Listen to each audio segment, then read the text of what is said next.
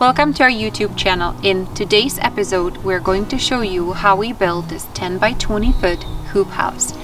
Now, gardening inside a hoop house is like moving part of your land hundreds of miles south, all for a modest investment in material and time. We live in Zone 4. Our growing season is very short, with occasional hailstorms and winds. A hoop house is a great way to extend our growing season and give heat-loving plants like tomatoes, okra, and peppers protection they need. It is also less expensive than a regular greenhouse and easier and faster to put up. Any hoop house requires a flat, leveled, and well-drained site. Even moderate winds exert a lot of force in a hoop house, so choose a location sheltered by tree cover or other buildings if possible. Because excess heat within the hoop house during summer will be an issue even in northern regions, like here, orient your hoop house so the ends align with prevailing winds for maximum ventilations. Choose a location with deep, stone-free soil to make anchoring the structure much easier. Allow me to give you a little tour. Let's go inside.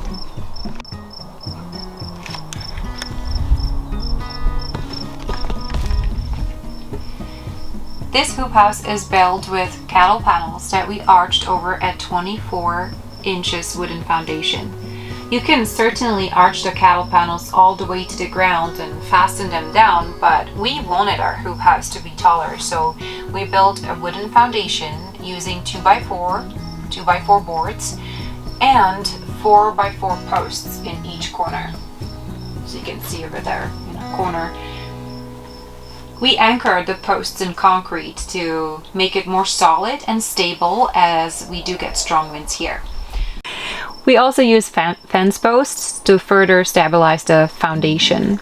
Another option would be PVC pipes or galvanized steel pipes. It really depends on how sturdy and stable you want your hoop house to be. We chose cattle panels because we believe it will deliver a stronger structure to withstand extreme winds and snow loads that we get here in the Black Hills. Now, we anchored the cattle panels to the boards using fencing staples, you can see over here, and secure each panel together with zip ties. Now, because the cattle panels are sharp, we used insulation pipes on both ends to cover them up to protect the plastic covering, as you can see over here.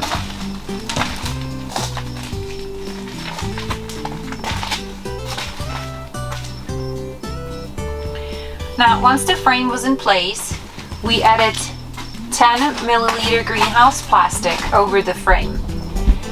We recommend that you use the best grade of greenhouse plastic for your hoop house, even if the structure is small. The best hoop house option is probably 6 millimeter UV protected greenhouse plastic, because this will easily last 4 or 5 years. We had this 10 millimeter plastic available, and so we just used it, hoping that it's going to last more than 4 years. So depending on how large your structure is, you may want an extra set of hands to help with this step. And also choose a calm day to unroll all of your plastic you need to cover up your hoop house, leaving at least 12 inches of extra plastic along the ground edges and extra 24 inches on the ends. So we wrap the frame in the plastic and we just simply staple it using a heavy-duty staple gun that I used for my upholstery. Nothing fancy, just a regular stuff that you regular tools that you have at home. So as you can see, we used 2x4s for the door frame. 2x4s for the door frame, and about 1/3 is plastic and 2/3 is the insect netting. And again, we stapled it with heavy duty staples. So this allows the circulation of air. And on the opposite side, you do have a 3x3 window that is also covered in insect netting. And we invested in this solar powered fan.